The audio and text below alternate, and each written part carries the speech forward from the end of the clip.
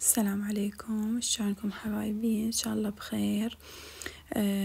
خلونا نصلي على محمد وآل محمد. اللهم صل على محمد وآل محمد. وراها حبايبي خلينا نبلش بالفيديو مالتنا، وإن شاء الله هالمرة الفيديو حيعجبكم شوية. فيديو غريب بالقناة وجديد، يعني هاي أول مرة أني أسوي المقدوس. فذكرت لكم بالفيديو السابق حبايبي انه رحت للسوق استوقت فلقيت هذا الباذنجان. شفته بأكثر من محل يعني مال مخضر، فقلت يلا خلينا نجرب نسوي المقدوس. يعني أني ما مسويتها، هاي أول مرة إن شاء الله حسويها وإن شاء الله تنجح الطريقة. فحبيت إنه أشاركها وياكم حتى تستفادون، بما إنه هو هسه موسم المقدوس. يعني يبدون إنه تبدي تفريزات المقدوس، فالناس يعني أغلبها خاصة بالدول سوريا لبنان الدول يعني الباقية يحبون يفرزون المقدوس بكميات كلش كبيرة. فأني هنا جبت تقريبا كيلوين ونص. لقطت يعني كل اللي ناعم صغيروني اللي يصير للمقدوس. تمام، بالبداية غسلته كل زين وخليت عليه ماي يعني بالجدر، وخليت عليه ماعون بحيث لازم يتغطى. وإذا عندكم قطعة قماش نظيفة تقدرون تخلوها وتشغلون النار، يعني تخلوها على الباذنجان كله وتشغلون النار حتى شنو ما يصير أسود، يبقى محافظ على اللون مالته. وراها حبايبي لازم تسلقوه تقريبا 20 دقيقة، يعني مو هواية، يعني مو تسلقوه كلش بحيث ينهر ينمرد، لا. 20 دقيقة كلش كافية بحيث يكون الاستواء مالته وسط، لأن هو حيكمل الاستواء بالملح وبالتنقيع بزيت الزيتون. تمام عيني. تخلوه ثلث ساعة. وراها تخلوه بمصفي، تذبون كل المي الحار وتفتحون عليه مي بارد وتبدون تغسلوه تبردوه كل زين. وراها تشيلون القمع مالته. ونبدي مرحلة التمليح. الآن حبايبي ورا ما وخرنا ونظفنا وكل شي كملنا نبدي نملحه. ضروري جدا تستخدمون الملح الخشن، حتى الملح الخشن يحافظ عليه.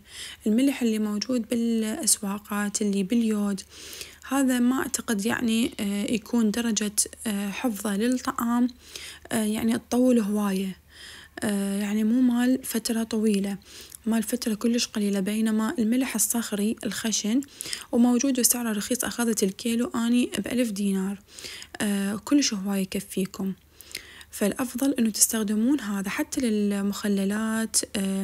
الباقي الشغلات اللي تستخدمون بيها يعني تردون تفرزوها وتخلوها يعني. فكل زين الملح الخشن تستخدمون كلش راح يحافظ وأبد ما يخرب.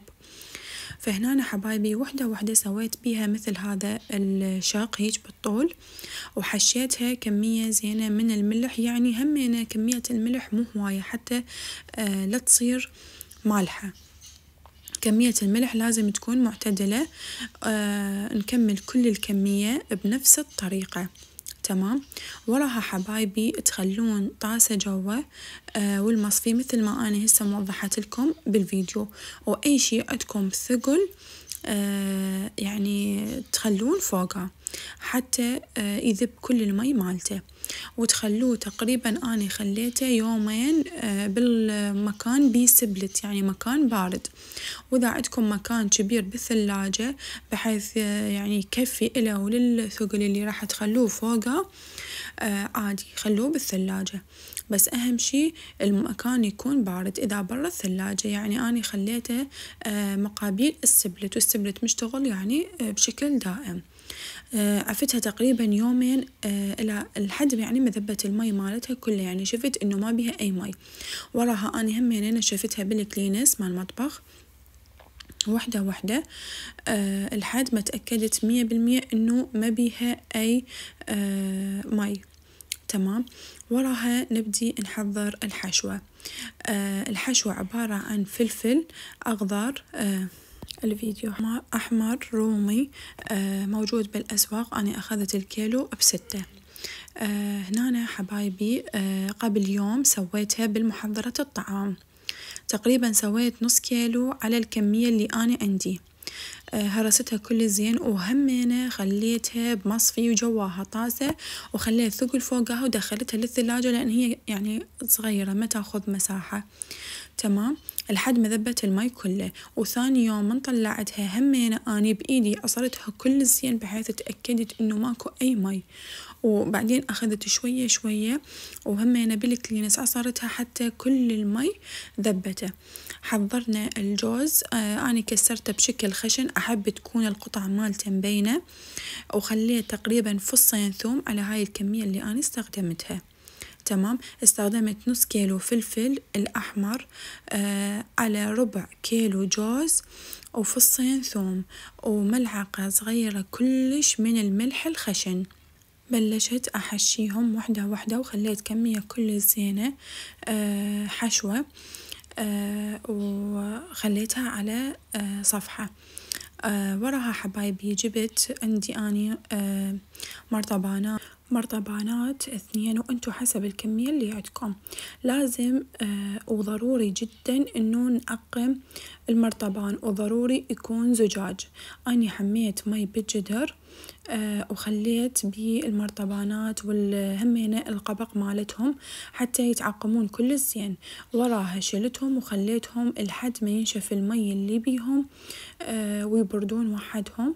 يعني ما مسحتهم بالكلينس من الداخل أو بوصلة، لا، ضروري تعوفوهم لحد ما هم ينشفون حتى يبقون محافظين على التعقيم اللي احنا سوينا لهم اياه. يعني تصفطوهم بشكل يعني متجانس، وحدة فوق اللوخ لحد ما تكملون كل المرطبان. وراها ضروري تخلون زيت جوز الهند.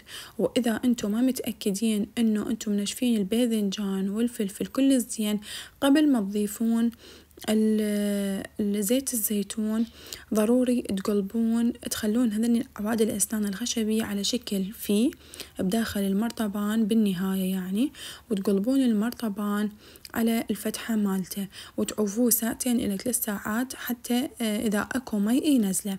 في حال شفتوا ماكو مي تضيفون عليه زيت الزيتون، وتخلوه برا الثلاجة 10 أيام كاملة، وراها تقدرون تاكلوه.